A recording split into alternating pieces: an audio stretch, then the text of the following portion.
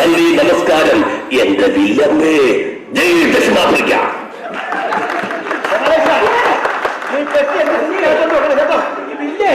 സൂക്ഷിച്ചുകൊണ്ട് അകത്തുകൊണ്ട് വെക്കണം. അപ്പനപ്പന്മാരായിട്ട് ഒടിച്ചോണ്ട് അടിച്ചോണ്ടിരുന്ന വില്ല കേട്ടോ. നമ്മുടെ അച്ഛനുണ്ടായിരുന്നെങ്കിൽ ഇന്ന് വല്ലാതെ സന്തോഷിച്ചേനെ.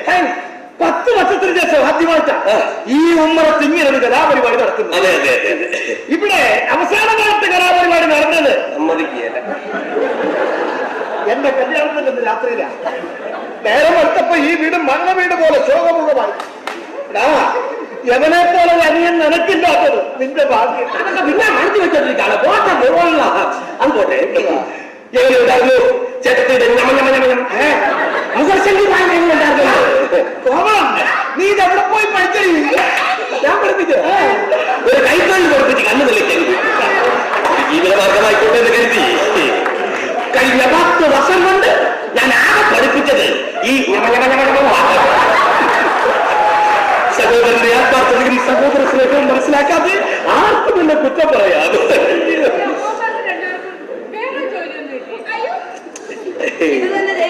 സമയം കിട്ടുന്നില്ല. എന്നെ ഒരു വക്കീലാക്കണമെന്നായിരുന്നു അച്ഛന്റെ ആഗ്രഹം. പഠിച്ച പണി 18 പഠിച്ചിട്ട് 10ാം ക്ലാസ് പാസ്സാകാത്ത പുള്ളിയാ വക്കീലാകാൻ പോകുന്നത്. അത് പിന്നെ ഈ എം എ ബേബിയും ആൽപ്രമോസും ഒക്കെ വരുന്നതിന് മുമ്പത്തെ കാര്യമാണ്. അവസാനം ഞാൻ ഒരു വക്കീലാഫീസിൽ ഉപസ്ഥനായി. അമ്പലപ്പാട്ട് സോമൻ നായർ ആനയല്ല വക്കീലാളല്ലേ. അമ്പലപ്പാട്ട് സോമൻ നായരുടെ ഉപസ്ഥനം എന്ന് പറഞ്ഞാൽ ന്യായാധിപന്മാർക്ക് പോലും ബഹുമാനം. അയ്യാ, അക്രമത്തിക്ക് പേര് കേട്ട ആളാ ചേട്ടൻ. എന്നെ ആധാരമെടുത്ത് പഠിപ്പിച്ച് ലൈസൻസ് എടുപ്പിക്കണമെന്നായിരുന്നു അച്ഛന്റെ ആഗ്രഹം. പക്ഷെ ഇങ്ങനെ 10ാം ക്ലാസ് പാസ്സാകത്തോണ്ട് എന്റെ ആഗ്രഹം നടന്നില്ല. അവന്റെ 10ാം ക്ലാസ്സിന്റെ സർട്ടിഫിക്കറ്റ് കൊണ്ടാണ് നീ വേണ്ട പരീക്ഷ. അയ്യോ, ഇങ്ങനെ ജയിക്കാത്ത പരീക്ഷ ഞാൻ ജയിച്ചിട്ട് വേണം എന്റെ കണ്ടിട്ട് തരാൻ. നിസാര കാര്യത്തിന് പോലും പിണങ്ങുന്ന മനുഷ്യന്. അതുകൊണ്ട് 10ാം ക്ലാസ് ഞാൻ മനഃപൂർവ്വം 4 തവണയൊക്കെ നോക്കി. അവസാനം അച്ഛൻ പറഞ്ഞു, ഈ ബുദ്ധിയില്ലാത്ത നായ്ക്കളൊക്കെ ജനിപ്പിച്ച് എന്നെ വേണം തൊഴിക്കാനെന്ന്. സഹോദര സ്നേഹമെന്തെന്നറിയാത്ത അച്ഛൻ എന്ത് പറയാം? ലവകുശന്മാരുടെ പേരിട്ടാൽ മാത്രം മതിയോ? പെരുമാറ്റത്തിന് അങ്ങനെയൊക്കെ വേണ്ടേ? അതുകൊണ്ട് എന്ത് വരാം, നമ്മളിങ്ങനെ സംസാരിച്ചോണ്ട് അങ്ങ് നിന്നാ മതിയോ? എന്താണ് പിള്ളേർക്ക് വീടിപ്പത് ജോലിയുള്ള നീ അത്താഴം ശകലം നേരം ദക്ഷിണാഫ്രിക്കയിലാണ്.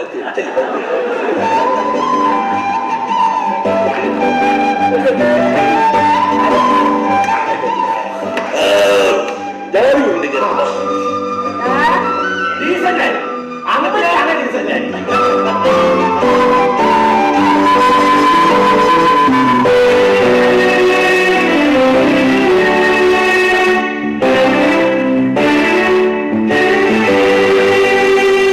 കൂട്ടുകുടുംബത്തിന്റെ സന്തോഷവും സഹകരണവും ഒക്കെ കുട്ടിക്ക് പുതുമയായിരിക്കും അല്ലേ?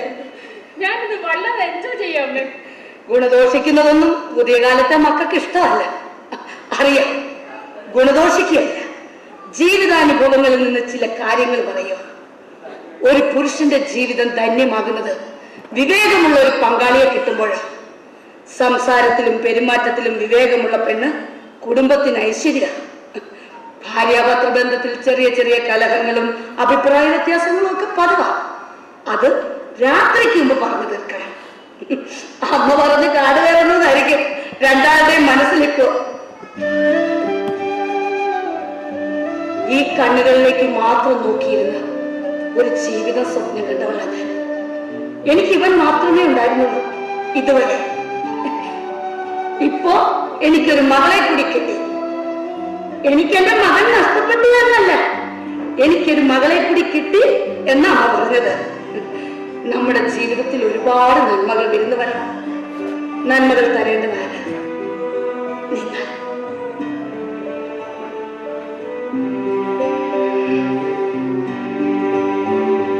എന്റെ ശ്രീമതി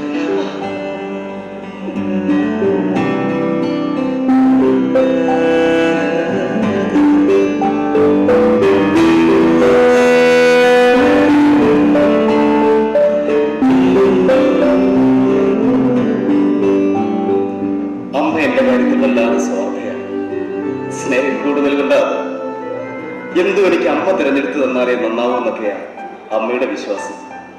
എന്തിന് അമ്മ എനിക്ക് ആഹാരം വിളമ്പി തന്നില്ലെങ്കിൽ എനിക്ക് നിറയൂലെന്ന് പോലും അമ്മയുടെ വിചാരം. എനിക്ക് മനസ്സിലാവുന്നുണ്ട്. സ്വപ്നങ്ങൾ എത്ര വേഗത്തിലാണ് സഫലമാകുന്നത് അല്ലേ?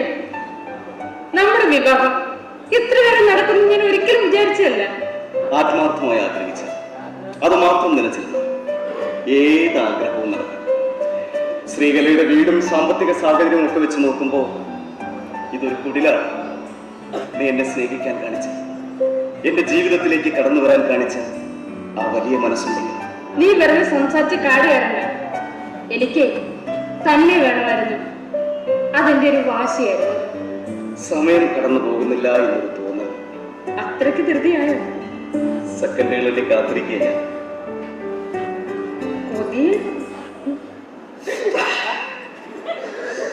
കൃത്രിമശ്വാസം കൊടുക്കാൻ പോവാൻ. ശ്വാസം കൊടുക്കുമ്പോ ശ്രദ്ധിക്കണം, കേട്ടോ. മകളെ, നിനക്ക് അകത്ത് ചേച്ചി വിളിക്കാൻ കൊടുത്തില്ലേ?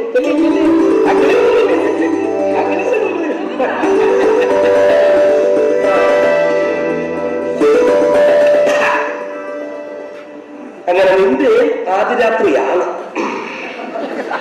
മലവറയൊക്കെ ഒരുക്കിയോ? അന്നാവന്റെ സഹായം അതിനുള്ള പ്രായം എനിക്കുണ്ടോ? മക്കൾക്ക് പ്രായം പറഞ്ഞോ? എടാ, ഞങ്ങൾ ഈ പൂക്കളൊക്കെ കൊണ്ടുവച്ചിട്ടുണ്ട്. അതൊക്കെ വെറി ഒന്നിനും ഒരു കുറവുണ്ടാകരുത്. ഇവിടെ ഇതിനൊക്കെ അതിൻ്റെതായ ഒരു നിറവും പണവും സൗന്ദര്യമൊക്കെ അറിയാമോ? ഞാൻ നോക്കിയ നാണം ആദ്യമായിട്ടാ, പിന്നെ ശീലമായിക്കുള്ളൂ കേട്ടോ. എന്റെ മക്കളത് ചെല്ലാ